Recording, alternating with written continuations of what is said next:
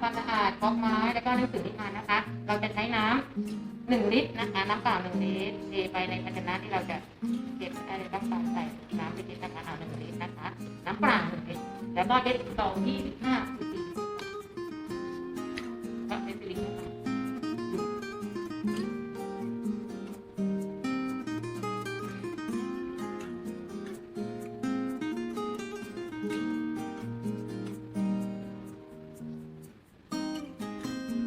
2 สลิงครึ่งนะคะเป็นจำนวน25 cc 2 สลิงครึ่งค่ะเป็นจำนวน25 cc นะคะ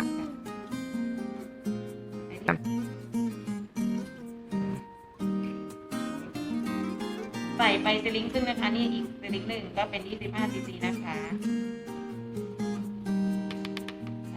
เสร็จแล้วเราก็เอาข้างแล้วเราก็ปีพอมันหมาดนะคะไม่ต้องให้มันเปียกนะคะเพราะว่าหนังสืออาจจะเปื่อยนะแล้วก็ค่อยๆก็เช็ดทีละหน้า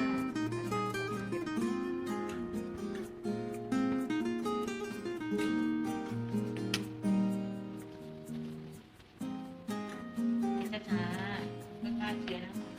เป็นหนังสือนิทานที่น้องอ่านวันนี้นะคะ